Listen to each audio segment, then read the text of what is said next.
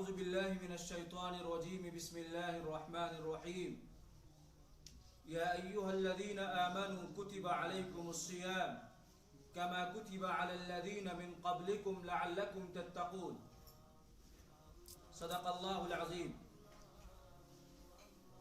گرامی قدر سامعین، دینی اور ایمانی بھائیوں، اس وقت ہم اور آپ رمضان المبارک کے مبارک مہینے میں ہیں. آج رمضان کی پہلی تاریخ ہے. سال کے تمام مہینوں میں رمضان کی وہی حیثیت ہے جو انسان کے جسم میں سر کی ہے.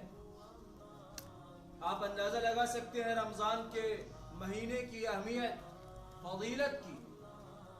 اللہ پاک نے اسلام کے ایک اہم رکن روزے کو اس مہینے سے وابستہ فرمایا ہے. رمضان المبارک کے مہینے کو اور اس مہینے کے روزے کو امت مسلمہ پر فرض فرمایا ہے. یا ایھا الذین آمنوا کتب علیکم الصیام کما کتب علی الذین من قبلکم.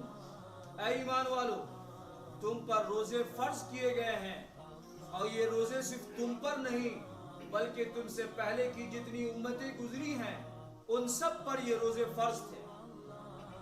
کما کتب علی الذین من قبلکم. اور اس روزے کی فرضیت کا مقصد یہ ہے لعلکم تتقون، تاکہ تم متقی بن جاؤ، اللہ سے ڈرنے والے بن جاؤ، للہیت تمہارے اندر پیدا ہو جائے، خوف خدا سے تم وابستہ ہو جاؤ، خشیت تمہارے اندر ہو جائے، تم اللہ کے ولی بن جاؤ، تم اللہ کے دوست بن جاؤ، اور تم ان لوگوں میں ہو جاؤ جن سے اللہ محبت کرتے ہیں اور جو اللہ سے محبت رکھتے ہیں. لعلکم تتقون. رمضان کے 30 روزے امت مسلمہ پر فرض ہے، اور یہ اسلام کا ایک اہم رکن ہے. اللہ کے رسول صلی اللہ علیہ وسلم نے اپنی پیاری حدیث میں فرمایا بنی الاسلام علی خمس شہادت ان لا الہ الا اللہ واقام الصلاة وایتاء الزکاة وصوم رمضان وحج البیت. یہ اسلام کا چوتھا رکن ہے. وہ تمام لوگ، عورت یا مرد، جو بالغ ہو چکے ہیں، شریعت نے ان پر روزے کو فرض کیا ہے. روزہ نام ہے رک جانے کا. عربی میں روزہ بولتے ہیں رکنے کو. رکنا کس چیز سے ہے؟ ہماری عادت یہ ہے کہ ہم رکتے ہیں صبح سے شام تک کھانے اور پینے سے. آپ یقین مانیے روزہ اس کا نام نہیں ہے. روزہ نام ہے اپنے آپ کو اللہ کے سپرد کر دینے کا.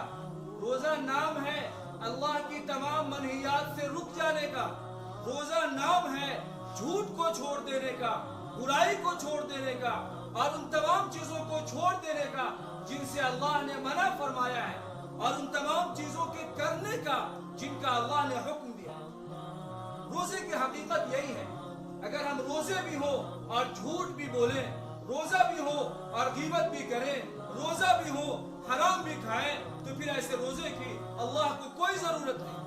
حدیث پاک میں ہے من لم يدع قول الزور والعمل به فليس لله حاجة في ان يدع طعامه وشرابه. جو روزہ رکھے اور جھوٹ نہ چھوڑے، اللہ کو اس کے روزہ رکھنے کی کوئی ضرورت نہیں. آپ یقین مانیے ہم اور آپ نے آج روزہ رکھا ہے، صبح سے شام تک بھوکے اور پیاسے رہیں گے، جبکہ اللہ پاک نے کھانے کو حلال کیا. کھانا حلال کام ہے. وہ روزیاں جو ہم کماتے ہیں حلال ہے. وہ پانی جو ہم پیتے ہیں وہ حلال ہے. ایک حلال چیز کو ہم نے صرف اس لیے چھوڑ دیا کہ اللہ کا حکم ہے چھوڑ دے. ہم نے کھانا چھوڑ دیا اس لیے کہ میرا اللہ مجھ سے راضی ہو جائے. پینا چھوڑ دیا اس لیے کہ میرا اللہ مجھ سے راضی ہو جائے. جو چیزیں پہلے سے حلال تھی ہم نے اللہ کی رضا کے لیے اس کو بھی چھوڑ دیا. آپ یقین جانیے اور ذرا بتائیے وہ تمام گناہ جو ہم روزے کی حالت میں کرتے ہیں وہ تو پورے سال حرام ہے، پوری زندگی حرام ہے. لیکن اگر رمضان جیسے مبارک مہینے میں ہم نے گناہ کرنا بھی اگر نہیں چھوڑا تو پھر ہم نے کچھ نہیں چھوڑا. ہم نے کچھ نہیں چھوڑا. جو چیزیں حلال تھی ہم نے اللہ کی رضا کے لیے تو اس کو چھوڑ دیا, لیکن جو چیزیں حرام تھی اگر ہم اسے بھی کرتے ہیں تو پھر اللہ کو ہمارے روزے کی کوئی ضرورت نہیں. اس لیے میرے دوستو, پہلی چیز جو ہمیں عہد کرنی ہے وہ یہ کہ آج کے روزے سے ہم اللہ کو خوش کرنے کے لیے تمام گناہ کو چھوڑ دیں گے, تمام چیزوں کو چھوڑ دیں گے جس سے میرا رب ناراض ہوتا ہے. ان تمام چیزوں کو چھوڑ دیں گے جو اللہ کی ناراضگی کا باعث بنتا ہے, اور ان تمام چیزوں کو کریں گے جو اللہ کی رضا کا باعث ہوتا ہے.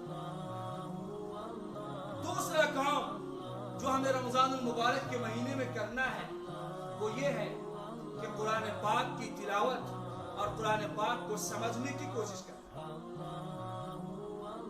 رمضان کی ایک دوسری خصوصیت یہ ہے کہ اللہ پاک نے اس مہینے میں قرآن پاک کو نازل فرمایا. شہر رمضان الذی انزل فیہ القرآن, قرآن رمضان کے مہینے میں نازل ہوا ہے. اس کا تقاضا یہ ہے کہ ہم دیگر مہینوں کی بنسبت قرآن پاک کو رمضان کے مہینے میں زیادہ پڑھنے والے بن جائیں, زیادہ سمجھنے والے بن جائیں, زیادہ تدبر کرنے والے بن جائیں, اور قرآن کے پیغامات کو زیادہ سے زیادہ عام کرنے والے بن جائیں. قرآن پڑھنا الگ شے ہے, قرآن کو سمجھنا الگ شے ہے. قرآن عربی زبان میں نازل ہوا ہے. ہم ہندوستان, پاکستان, بنگلہ دیش, نیپال اور اس علاقے کے لوگ عربی زبان کو نہیں سمجھتے ہیں, اس لیے قرآن کو بھی نہیں سمجھ پاتے. جبکہ قرآن اترا ہے اس لیے کہ ہم قرآن پاک میں اپنے آپ کو تلاش کریں. آپ یقین مانیے اس وقت جتنے لوگ یہاں بیٹھے ہوئے ہیں ان تمام کا تذکرہ قرآن پاک میں موجود ہے. مسجد کے منبر سے قسم کھا کر کہہ سکتا ہوں ہمارا تذکرہ قرآن پاک میں موجود ہے. غلط ہماری ہے کہ ہم نے قرآن پاک میں اپنے تذکرے کو تلاشا نہیں ہے. قرآن کہتا ہے لَقَدْ أَنزَلْنَا إِلَيْكُمْ كِتَابًا فِيهِ ذِكْرُكُمْ, ہم نے تمہاری طرف ایک کتاب اتارا ہے جس میں تمہارا تذکرہ ہے, تمہارا تذکرہ ہے. قرآن پاک قیامت تک کے لیے ہے اور قیامت تک آنے والے انسانوں کا تذکرہ قرآن پاک میں موجود ہے. لیکن قرآن پاک ناموں کی کتاب نہیں ہے, اس لیے وہ نام سے تذکرہ نہیں کرتا ہے. وہ صفات کی کتاب ہے, وہ صفات سے تذکرہ کرتا ہے. ہم اپنے اندر اگر جھوٹ بولنے کی صفت کو پاتے ہیں تو ہمارا تذکرہ اس آیت میں ہے جس میں اللہ پاک نے جھوٹ بولنے سے منع فرمایا. اور اگر ہم نماز کے عادی ہیں تو ہمارا تذکرہ اس آیت میں ہے جس میں اللہ پاک نے نماز کے پڑھنے کا حکم دیا ہے. قرآن پاک صفات کی کتاب ہے. ہم قرآن پاک میں اپنے نام کو اور اپنی صفات کو تلاش کرنے والے بنے. قرآن پاک پوری انسانیت کے لیے ہے, اس لیے رمضان کا تقاضا یہ ہے کہ ہم اس رمضان کے مہینے میں قرآن کے پیغام کو انسانیت تک پہنچانے والے بنے. ایک ایک انسان تک قرآن کو پہنچائیں, قرآن کے تراجم کو پہنچائیں, قرآن کے تعلیمات کو پہنچائیں, قرآن کے مفاہیم کو سمجھائیں اور اپنے گھروں میں قرآن کے مذاکرے کا ماحول بنائیں. ایک اور چیز, بہت سے ہمارے وہ احباب جو قرآن پاک پڑھنا نہیں جانتے. آج کا دور ڈیجیٹل دور, قرآن پاک کو سن سکتے ہیں. ہم موبائل میں بہت ساری چیزیں سنتے ہیں, کیوں نہیں ہم اس مہینے میں قرآن کو سننے والے بن جائیں. ہر آدمی یہ طے کرے کہ اگر پڑھنا آتا ہے تو کم از کم ایک پارہ قرآن پاک روز پڑھیں گے, اور اگر پڑھنا نہیں آتا ہے تو ایک پارہ قرآن کم از کم روز سنیں گے.